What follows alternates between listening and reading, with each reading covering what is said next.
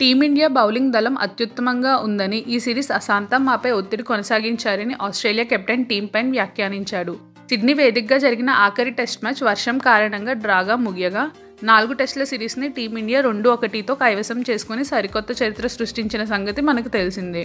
Match అనంతరం team pain మాట్లాడుతూ, Bharat bowling దళం అద్భుతంగా ఉంది. వారు సిరీస్ అశాంతం మాపై ఒత్తిడి కొనసాగించారు. తొలి టెస్టులో మాకు అందివచ్చిన పలు అవకాశాలు చేజార్చుకోవడమే ఫలితాన్ని శాసించింది.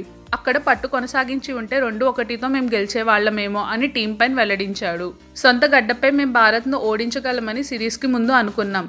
కానీ భారత ఆటగాళ్లు కీలక సమయాల్లో జట్టును ఆదుకున్నారు. భారత్ నుంచి మేము నేర్చుకోవాల్సింది చాలా ఉంది.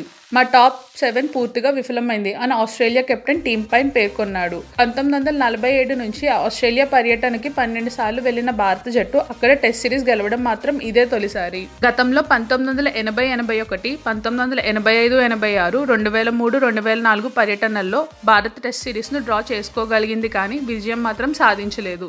ఇప్పటి వరకు ఆసీస్ గడ్డపై ఆడిన 47 టెస్టుల్లో టీమిండియా 7 టెస్టుల్లో విజయం సాధించింది. తాజా టెస్ట్ సిరీస్ విజయంతో కోహ్లీ సేన చరిత్ర సృష్టించింది. దీంతో ఆస్ట్రేలియా గడ్డపై 72 ఏళ్ల నిరీక్షణకు తెరపడింది. ఆస్ట్రేలియా జట్టుని ఆస్ట్రేలియాలో తొలిసారి ఓడించి టీమిండియా సగర్వంగా నిలిచింది.